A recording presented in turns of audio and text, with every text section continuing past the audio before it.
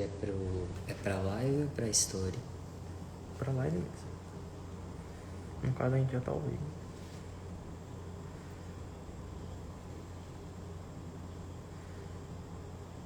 Pronto. Ele entrou.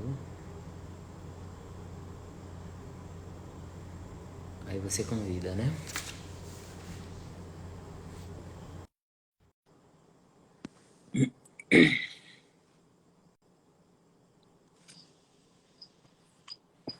Boa noite.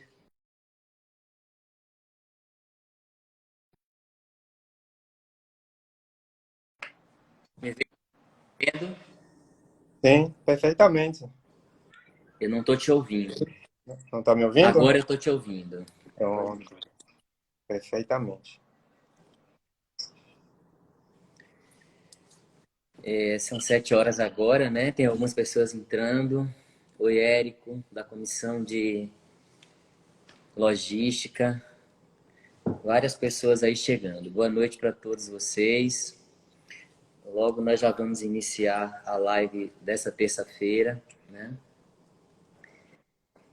Tem um monte de gente aí falando, mas se eu tocar, eu me perco daqui. Então, muda a posição do celular. Tô vendo todos. Maria Fernanda, boa noite. Daqui do Sim, né? Funcionária aqui do Conselho,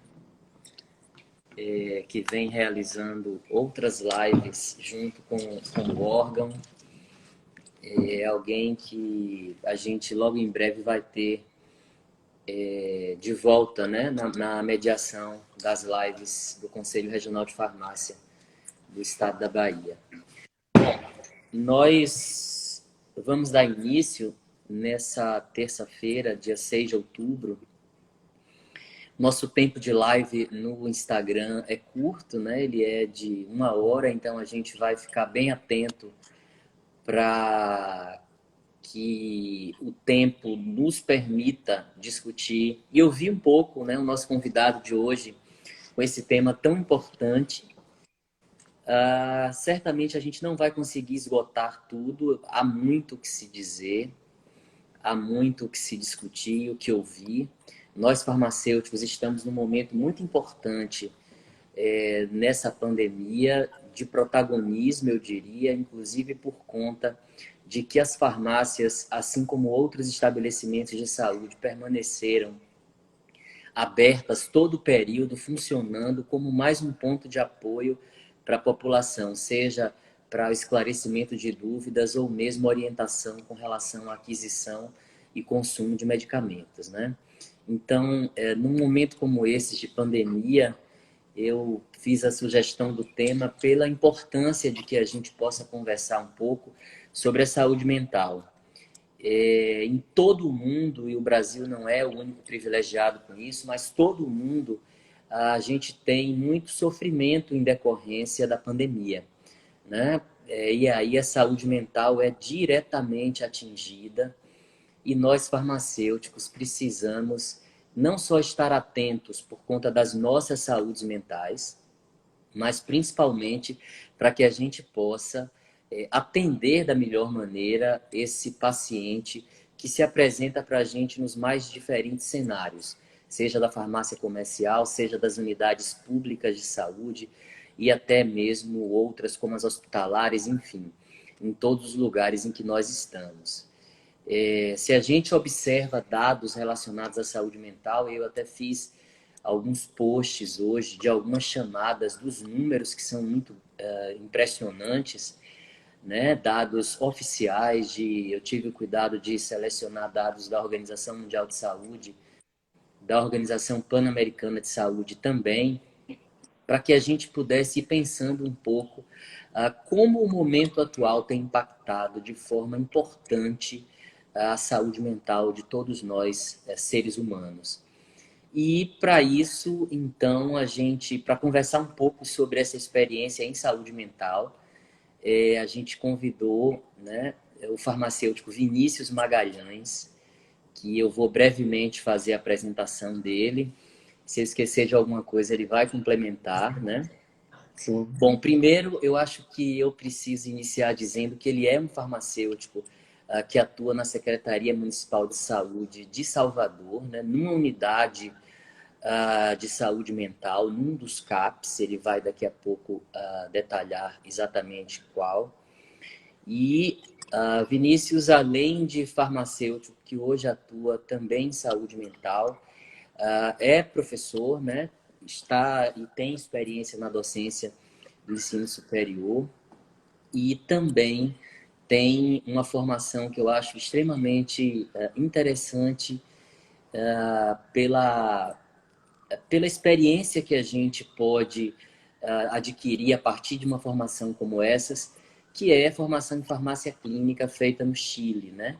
Acho que um dos primeiros cursos no mundo de formação de farmacêuticos para atuação clínica. Então, eu diria que isso também é algo que eu destacaria na formação do nosso convidado. Com a palavra, Vinícius Magalhães, a quem eu peço que complemente, né, a sua apresentação, se eu me passei de algo, para que a gente possa começar a tratar, então, do que a gente se dispõe nesse momento. Ok, Fernando, eu acho que você foi bem completo, né? Primeiramente, boa noite a você, a todos os seguidores aí. Inicialmente, eu gostaria de agradecer pelo convite, né? Você, em nome do CRF Bahia, né? Para estar participando dessa live em um momento bem atípico, né? Que a gente está vivendo, para falar sobre saúde mental, né? Então, eu, como farmacêutico da área, me senti super lisonjeado de estar participando desse momento aqui, que é né, um novo momento que a gente vive, que são os das lives, super interessantes para o momento. E eu vou, como você mesmo falou, o tema ele é amplo, né? Então eu vou tentar ser o mais breve possível, falar um pouco da minha experiência na área, né, na área de saúde mental.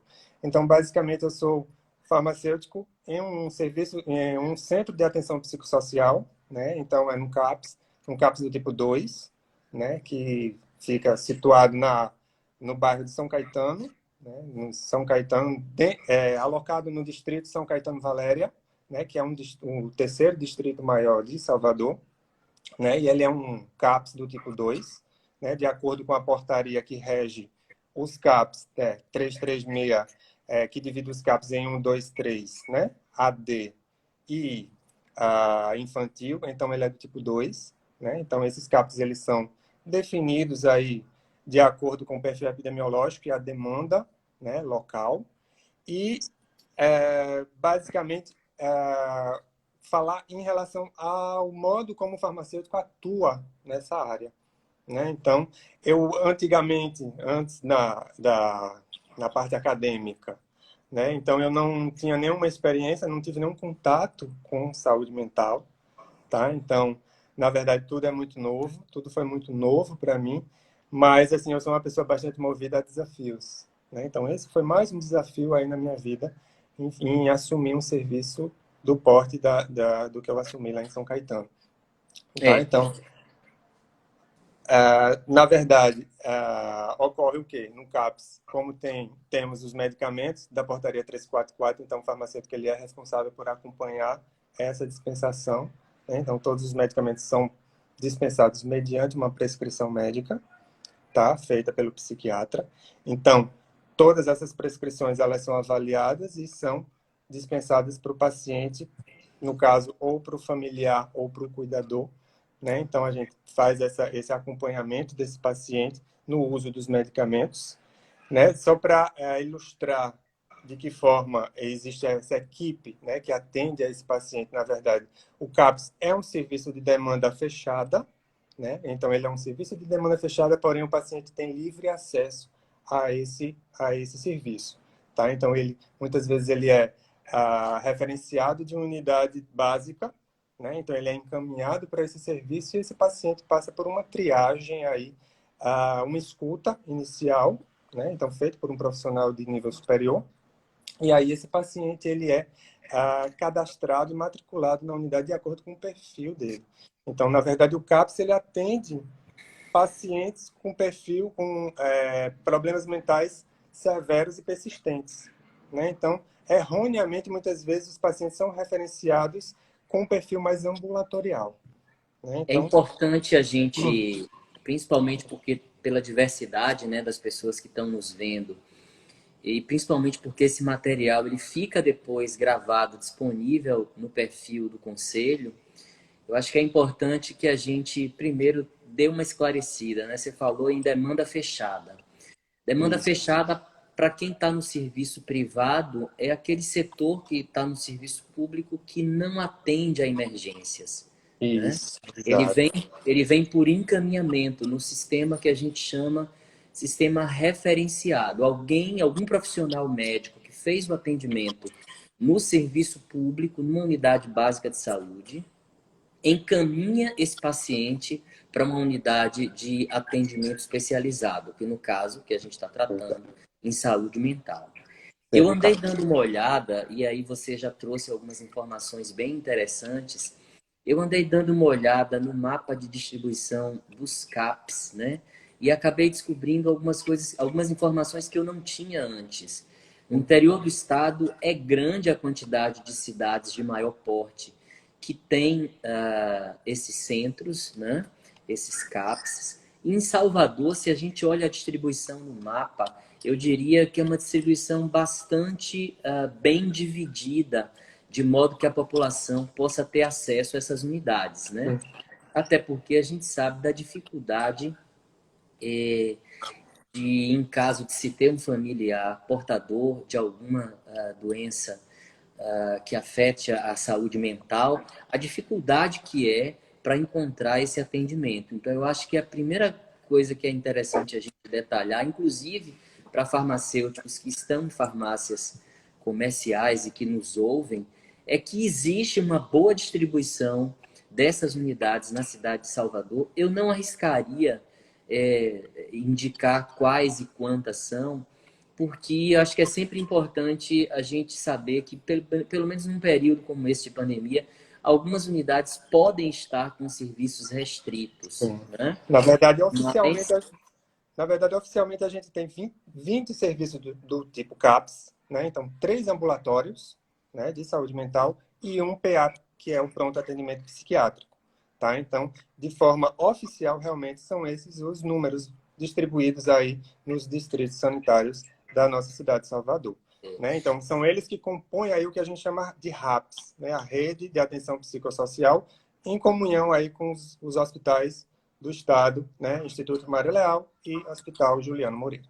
eu gosto sempre de fazer esse destaque, porque a gente precisa sempre lembrar de que quem também está numa unidade de saúde, numa farmácia comunitária ou comercial, como alguns preferem chamar, e que em alguns instantes vão ter acesso a esses pacientes que não estão cobertos por nenhum plano privado de saúde e que precisam acessar o serviço público, né? A gente precisa lembrar dessas pessoas e eu fiz questão de fazer esse ponto aqui para que essa informação possa ficar registrada. Mas, além da distribuição dos CAPs, eu também estava dando uma olhada a partir da nossa conversa anterior a essa live em toda a legislação que ampara, né, o funcionamento e a oferta desses serviços nos CAPs. E a gente começa, então, tem algumas questões interessantes que eu vou só fazer a chamada para que você possa nos esclarecer melhor, desde uma legislação inicial, que é a 336, que já faz a caracterização desses CAPs. Inclusive, inicialmente, os CAPs 1, 2, 3 estão relacionados ao número de habitantes da cidade, mas me parece que tem algumas modificações. É possível que existam algumas modificações.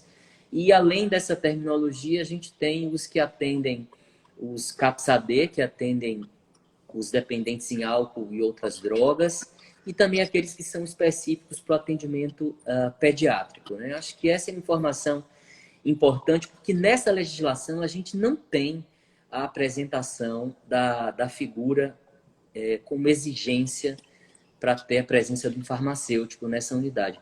O que me chama até atenção, apesar de ser uma legislação antiga, 2002, se não me falha a memória, mas existe, eu senti essa falta. Ao mesmo tempo, acho que na sequência, numa legislação de 2012, se não me falha a memória, 357, ela já contempla, inclusive, a prestação de serviços de atenção farmacêutica, né?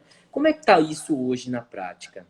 Exato. Então, é como você falou mesmo, basicamente a mais antiga, ela deixa em aberto, né? Então, ele fala outros profissionais também relacionados com o cuidado, e no caso aí o farmacêutico, o educador físico, ele acaba entrando aí como esses profissionais que vão complementar, mas que não existe descrito de forma oficial. Já essa Fundamental segunda, também, né? exato, essa segunda a legislação, ela já define, vamos dizer assim, as competências, né? Então, como já existiam os medicamentos da portaria 344, então, realmente ela precisou se adequar a essa questão da assistência farmacêutica na sua descrição.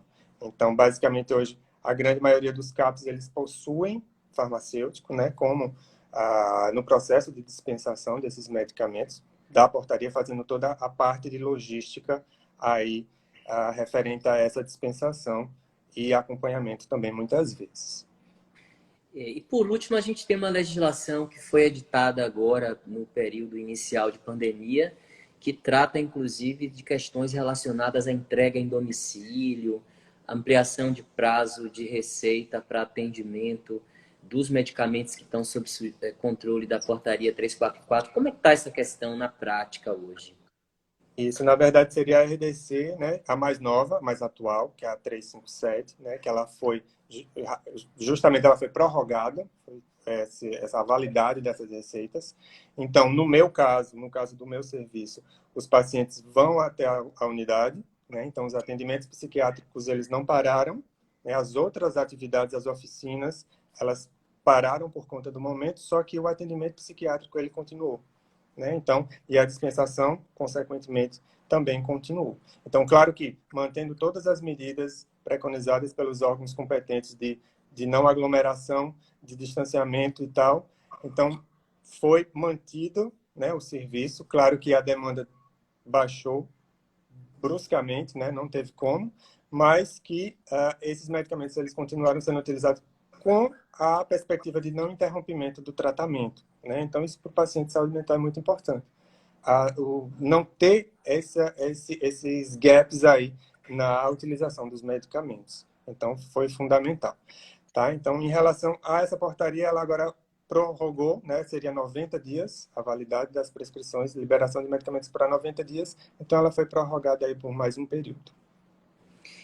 Entendo. E certamente você, quando foi assumir a função enquanto farmacêutico num CAPS, talvez tivesse muitas perguntas, assim como tantos de nós farmacêuticos se perguntam, e assim como talvez a sociedade também se pergunte, né? O que basicamente faz esse farmacêutico numa unidade de saúde mental, além do controle de medicamentos, né? Além daquelas atividades fundamentais, mas que dizem respeito a controle de medicamento, controle de estoque, retenção das receitas. Assim, para além de tudo isso, o que é que nós farmacêuticos podemos fazer numa unidade de saúde mental? Então, Fernando, essa é a pergunta que todo mundo fala, né? O que faz um farmacêutico, né? E o que faz um farmacêutico no serviço de saúde mental?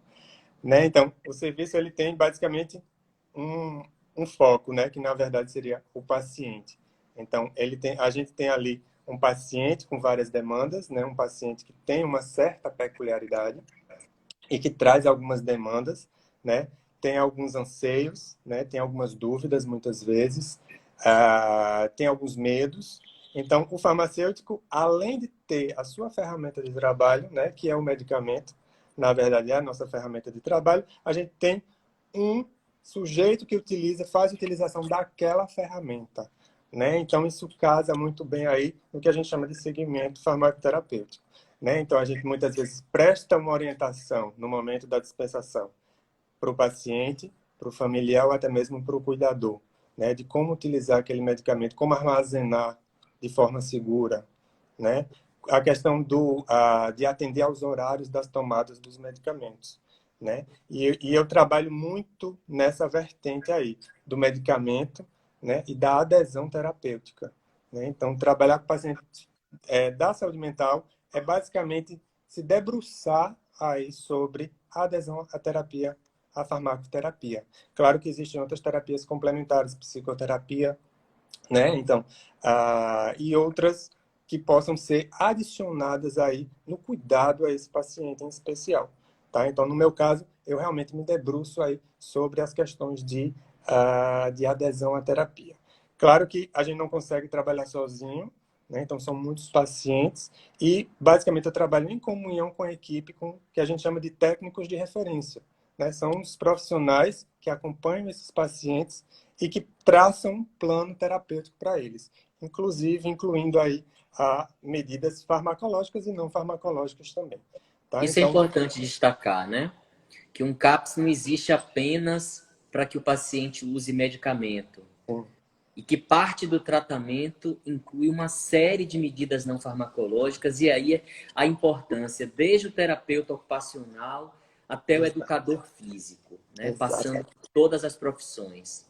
exato. Então, eu acho que isso é o que deixa o serviço mais completo, né? Ele fica realmente coeso. Então, o paciente ele tem toda essa assistência farmacológica e também não farmacológica, né? Então, no meu caso, em relação aos medicamentos, aí eu me debruço na adesão, né? Adesão à terapia, mas também investigando aí possíveis aparecimentos de reações adversas, né? Já que a gente trabalha com psicotrópicos, com vários medicamentos que muitas vezes causam alguns efeitos colaterais indesejáveis.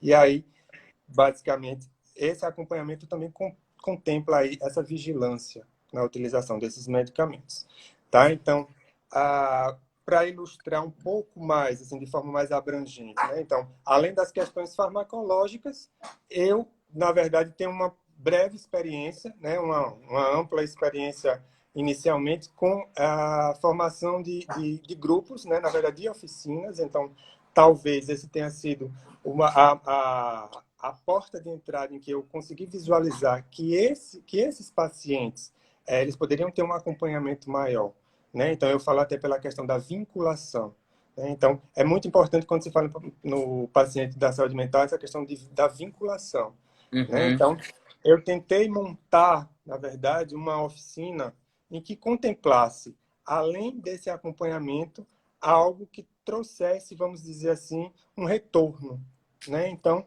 eu comecei a estudar a possibilidade de montar uma oficina, e aí foi quando eu comecei a ter uma inquietude, né? Na verdade, na aquisição dos medicamentos, a gente descartava muito as bulas dos medicamentos, né? Então, e aquilo ali sempre me incomodava. De que forma que eu posso reciclar aquele material? Então, foi daí onde surgiu, né? Onde nasceu, na verdade, a nossa oficina, né? Que, na verdade, funcionava pré-pandemia, né? A oficina de reciclagem de bulas, né? Na verdade, os usuários, na verdade, eles confeccionavam as sacolas para levar os medicamentos para casa.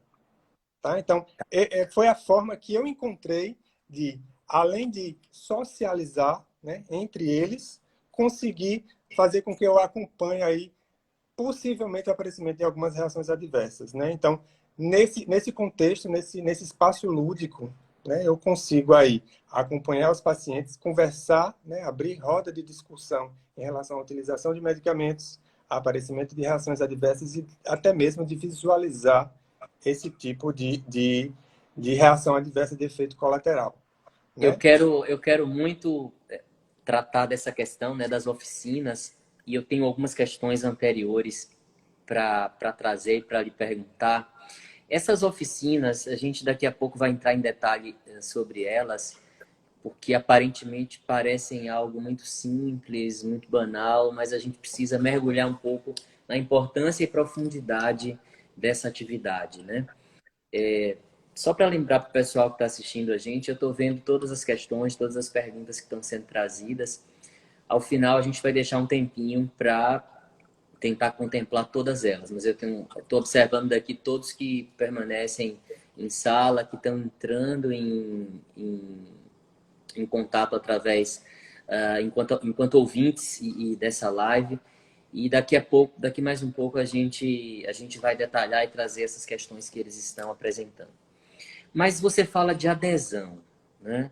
E como você tem experiência também em outras áreas que não a saúde mental, como é a adesão para o paciente de saúde mental?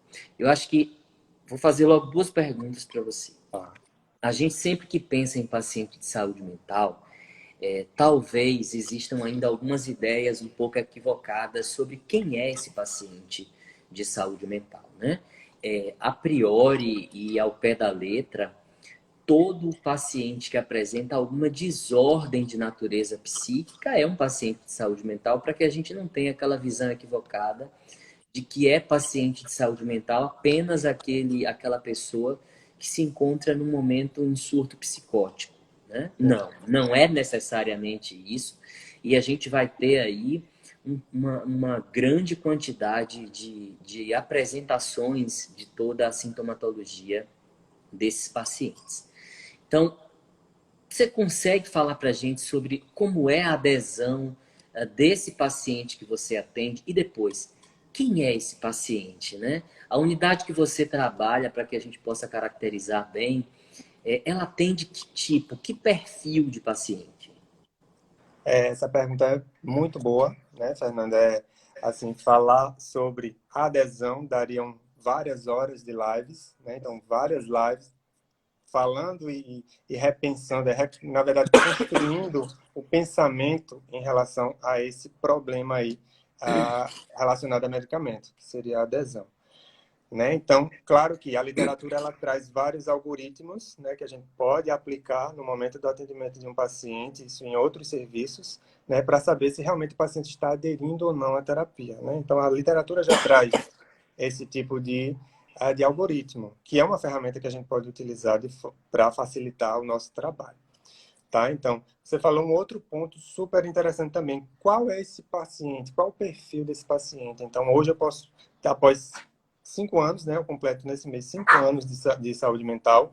Então, é muito importante você conhecer o paciente, né? Então, conhecer a fisiopatologia, né? Então, são vários distúrbios, né? E hoje minha unidade ela atende aquele grave persistente, paciente esquizofrênico com transtorno bipolar, né? Então, que a farmacoterapia muitas vezes ela vai se adequando aí ao longo do tempo, ao longo do tratamento, tá? Então, o meu paciente, qual é esse paciente que não adere, né? Então, muitas vezes a gente tem alguns medicamentos que estão implicados nessa não adesão.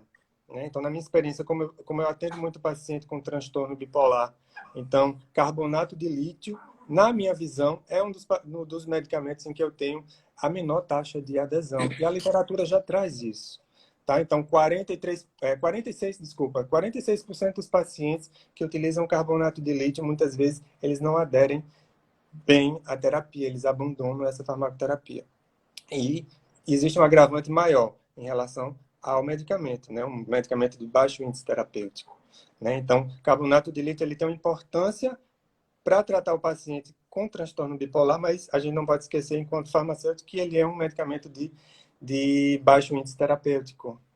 Né? Então, eu preciso, enquanto farmacêutico, acompanhando esse paciente, um farmacêutico clínico, ele vai, com certeza, acompanhar aí a dosagem sérica desse paciente, que a gente chama de litemia. Ele vai precisar dessa ferramenta.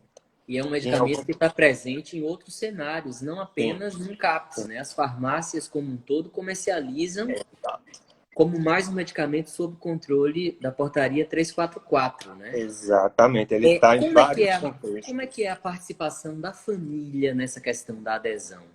A gente está recebendo algumas perguntas aqui bem específicas com relação ao lítio, né? Algumas pessoas tratando de toxicidade. Exato. Mas eu acho que antes de você falar dessa toxicidade, de como é feito esse manejo, né? Porque você precisa pensar numa outra opção terapêutica. Sim. Né? Sim. Você precisa pensar em algumas estratégias para que esse paciente faça adesão ao tratamento. Né? Mas como é a participação da família desse paciente? Que vai ser a mesma família do paciente que não é usuário de um CAPS. Né? E que nós precisamos, em alguns momentos, envolvê-la, porque talvez a autonomia dessa pessoa esteja comprometida e prejudique a forma como ela lida com a utilização do medicamento, né? Como é isso?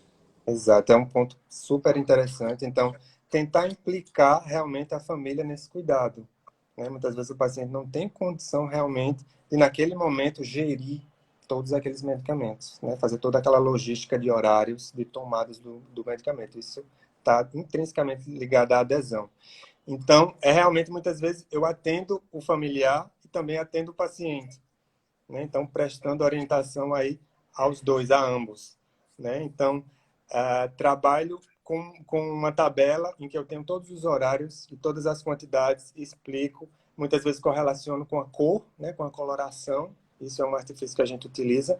Então, a família é chave nesse processo, né? Muitas vezes o paciente tem os vínculos rompidos, mas quando há necessidade realmente de que a família seja inserida nesse contexto, com certeza o técnico de referência vai fazer essa solicitação e a gente vai sentar e conversar realmente sobre o uso de medicamentos. É super importante, super decisivo no sucesso Tem terapêutico. espaço na unidade pública para esse envolvimento da família do paciente? Você fala em relação a como assim? Além de acolher o paciente, dá para acolher também a família? Sim, é interessante que eu trabalho muito isso com as assistentes sociais, né? Então, que elas conhecem todo o contexto. Fundamentais. Exato, maravilhoso, Fundamentais. show de bola. Eu trabalho em comunhão com elas, em que na verdade elas conduzem oficinas de grupos familiares, né? Na qual eu sou convidado a falar nessa oficina sobre medicamentos, sobre terapia medicamentosa, né? Então a gente casa muito bem. Eu aprendo, eu entendo o espaço em que aquele usuário está inserido, né, socioeconomicamente, e eu passo a minha mensagem em relação à importância do uso dos medicamentos. Então é uma troca aí de informações com um único propósito, fazer com que aquele paciente ele seja assistido da melhor forma possível, né? Então, Integralmente, né? de forma integral, Ou né? pelo menos que se tente ao máximo essa integralidade. Eu já estou querendo começar a tratar da oficina, né? Porque eu acho que é bastante instigante. E antes disso, eu queria só fazer um destaque com relação à importância. Você traz o exemplo do lítio, né? Sob a forma do carbonato. E talvez você tenha uma quantidade de pacientes que possibilite o estudo e avaliação daqueles casos mais complexos. Mas eu diria que esse é um daqueles medicamentos que, não importa qual o cenário do farmacêutico, mas ele pode dedicar um pouco do seu tempo para avaliar o que mais aquele paciente consome, né?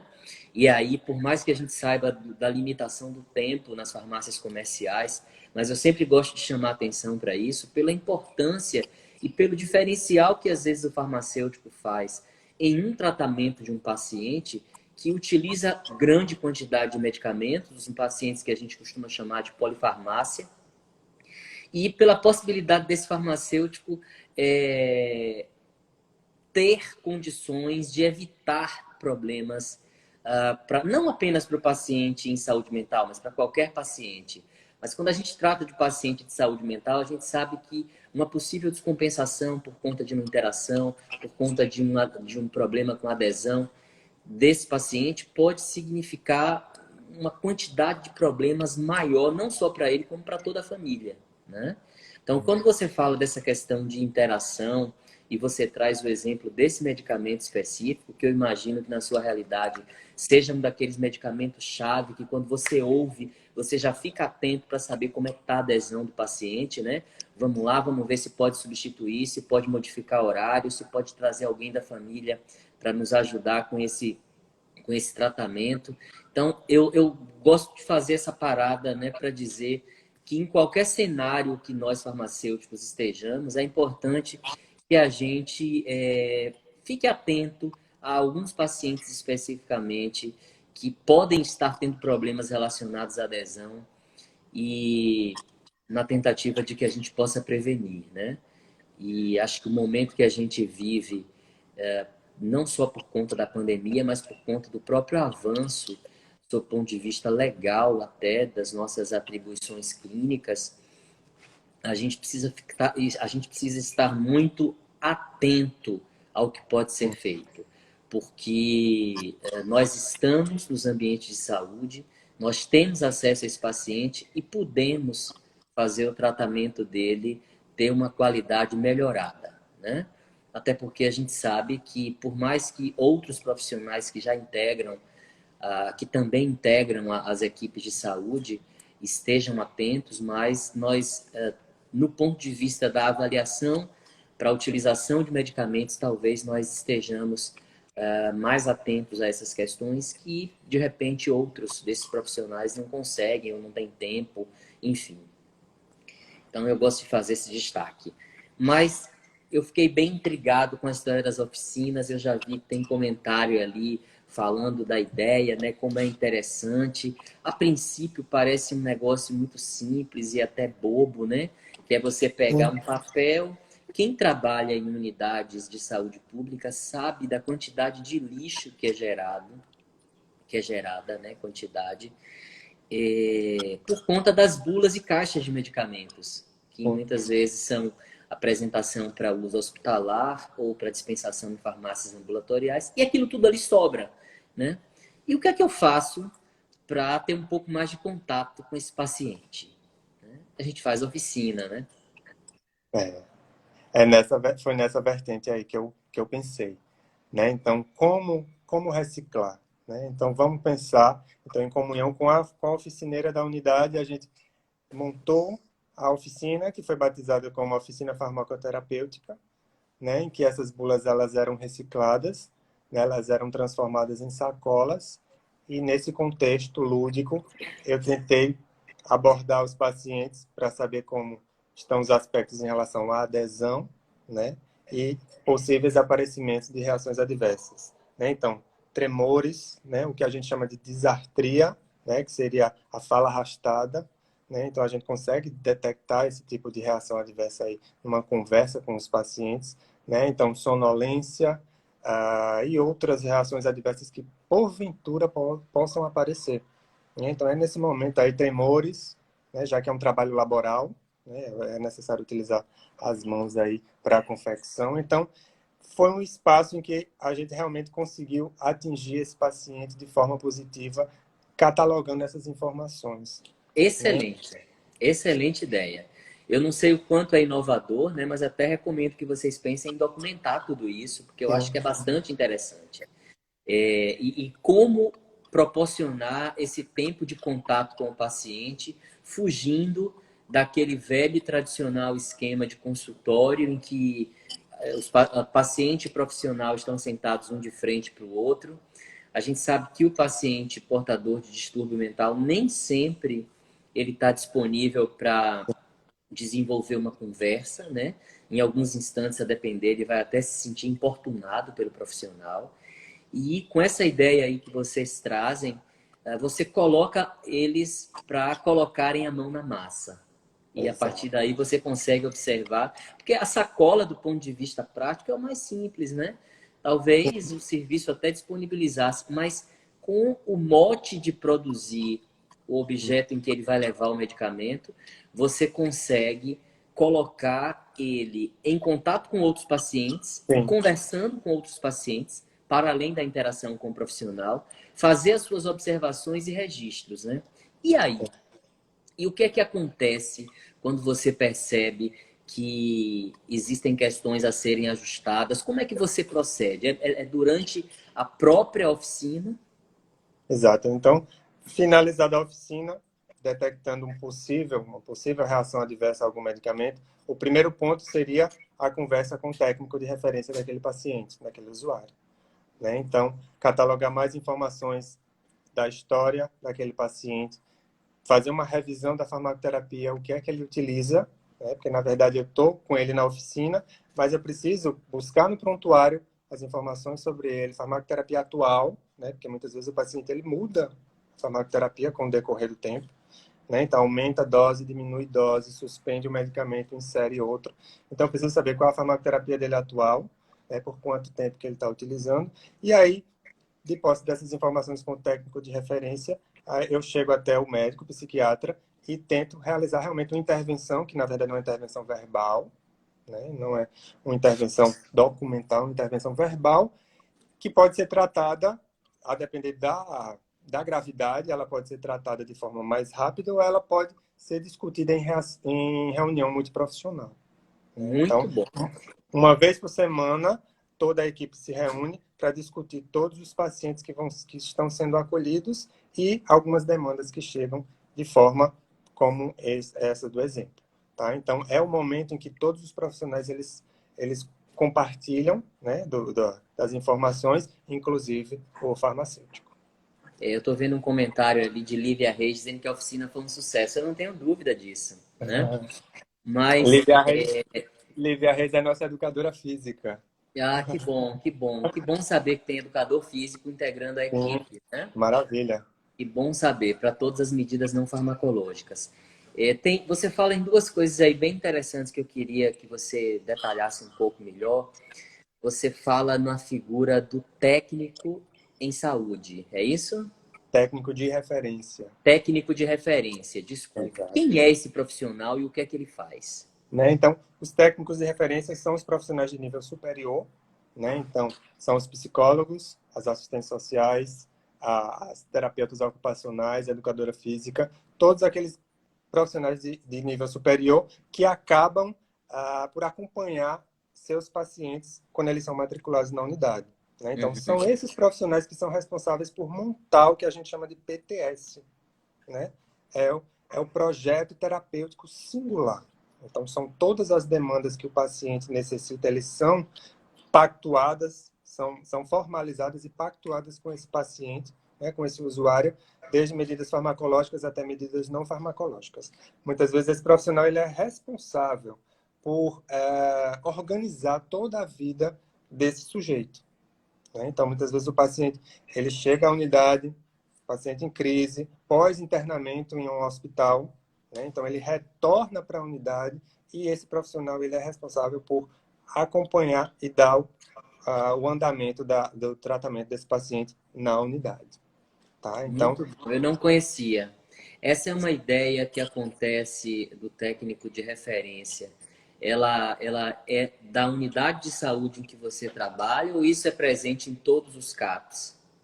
não, intrínseco, interno de cada equipe, de cada CAPS. Né? Então, são os profissionais que formam a equipe multiprofissional que se tornam referência para aqueles pacientes. Cada usuário, cada profissional é responsável por uma quantidade X de pacientes para acompanhar esses pacientes aí durante toda a sua estadia na unidade. É bom saber disso, né? Porque a gente vê que existe, tem um comentário feito aí por... Eu não estou conseguindo ler o nome aqui do colega que está fazendo o comentário, que fala muito da vinculação como necessidade para avanço no tratamento desse paciente, né? Eu diria que todos os pacientes, se não tem vinculação com o profissional, têm muita dificuldade para seguir as orientações dele. E isso vai para todas as categorias de profissionais da área de saúde. Mas o paciente de saúde mental, talvez, essa necessidade de fundamentar essa terapia no vínculo com o profissional seja talvez uma exigência maior, né? E daí a importância dessas atividades como um todo, e aí volto a falar da oficina, porque é um momento que tanto você tem aspectos de ludicidade, como você tem a possibilidade, inclusive, de acompanhar como é que aquele paciente está se comportando e como é que está evoluindo o tratamento dele com relação à sociabilidade, né? A maneira como aquele paciente interage socialmente. Porque acredito eu que nenhum tratamento em saúde mental queira manter esse paciente dependente. A gente quer fazer com que ele ganhe independência, inclusive da própria família, dentro do que é possível, para que ele possa desenvolver as atividades dele e tente ter uma vida menos dependente, né? Então, eu acho que essa questão é muito importante e deve, de fato, ser muito interessante uma atividade como essas, né? E você trata uma outra questão quando você tem essa observação que é levada para diálogo com o técnico de referência e você diz assim, depois dessas impressões eu levo para tentar discutir com o médico, né? A gente sabe que nenhuma ação do farmacêutico ela consegue ter o êxito que ele deseja se a relação com o profissional que está na prescrição for boa, né? Como é que é a aceitação desses profissionais do que você leva como proposta que já foi discutida, que já foi observada, já foi discutida com um técnico de referência, né? Como é que ele aceita ou não essas informações, né? Em que nível são feitas as adaptações? É interessante esse ponto, né? É aí onde a gente vai fazer a métrica, né? É aceita, não é aceita, né? Por que não está sendo aceita?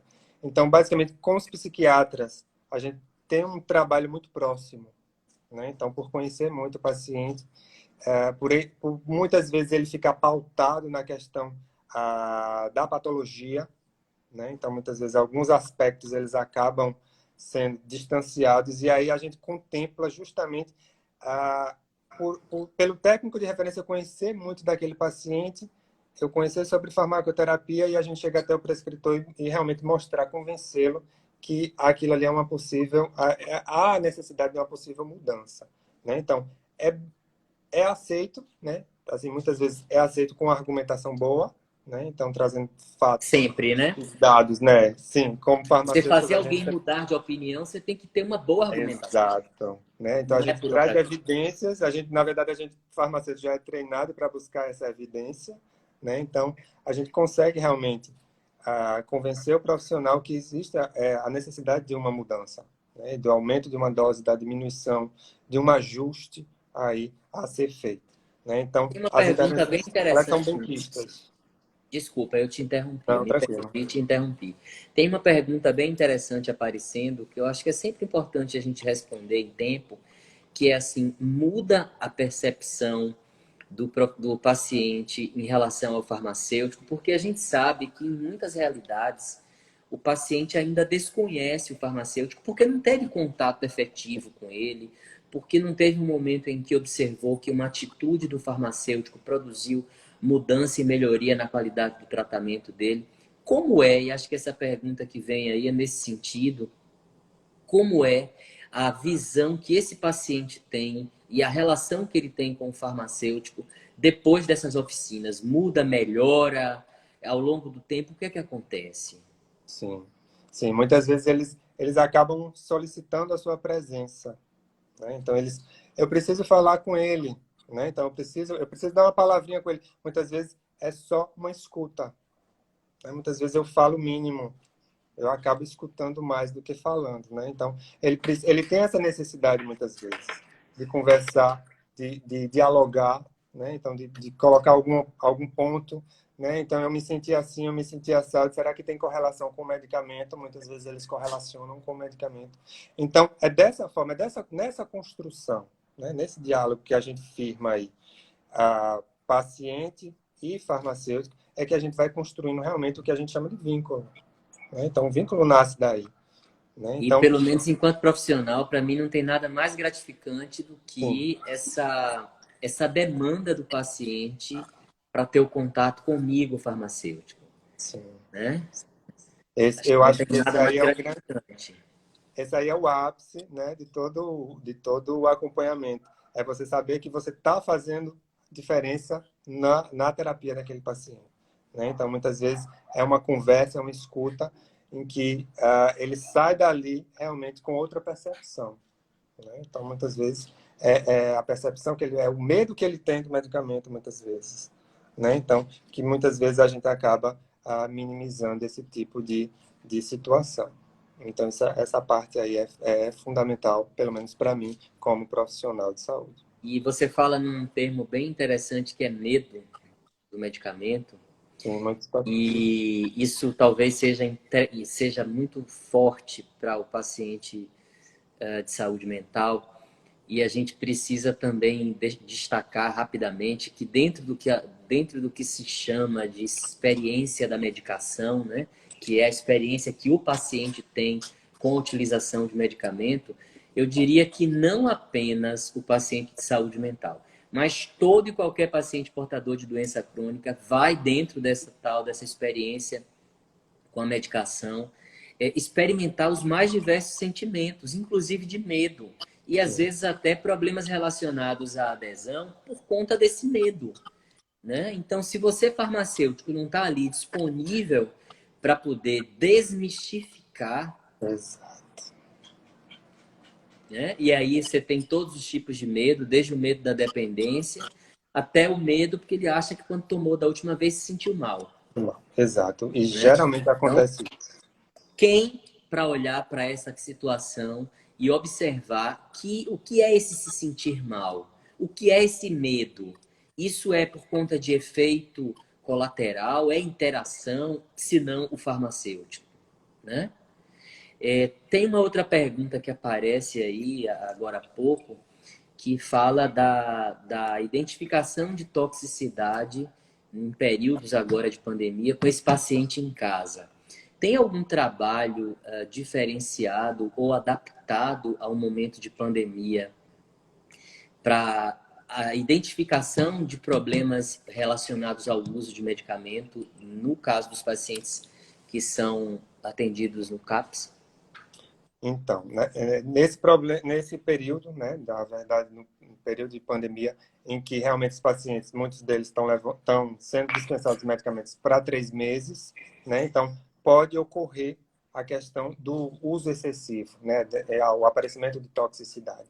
Então, detectado o indício que esse paciente possa vir, né, utilizar, por exemplo, benzodiazepínico de forma exacerbada, né, então esse paciente a gente reduz esse tempo e acompanha ele mês a mês, né? Então, a gente tem feito esse protocolo pactuado com o técnico de referência em que o paciente vai retornar à unidade a cada mês para retirar os seus medicamentos, de forma que a gente consegue acompanhar ele de forma e minimiza os riscos de intoxicação, né? Então, a gente passou aí pelo Setembro Amarelo, é super relevante falar sobre questões de suicídio, né? Não tem como falar em saúde mental e não tocar no tema suicídio, né? Então, esses pacientes ficam monitorados mês a mês, né? Então, não tem como a gente não deixar de fazer um acompanhamento mais intenso, né? Claro que existem aqueles que são intensivos, né? Os intensivos, eles tomam os medicamentos todos os dias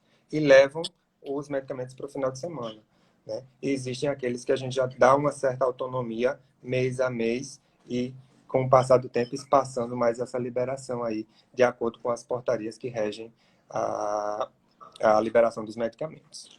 Eu já tenho uma sinalização aqui de que o nosso tempo está acabando, né? Infelizmente, eu ainda com tanta pergunta.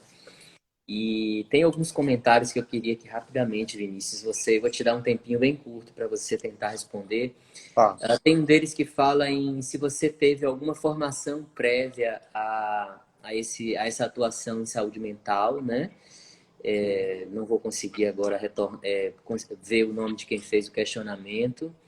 E tem uma outra pergunta que eu diria que ela está um pouco detalhada no início da live, que vai ficar gravada, mas eu pediria também para você contar para a gente, assim, em 30 segundos, como é que vocês organizam a live, do começo ao fim, se é que isso é possível. Então, são duas questões que a gente tem.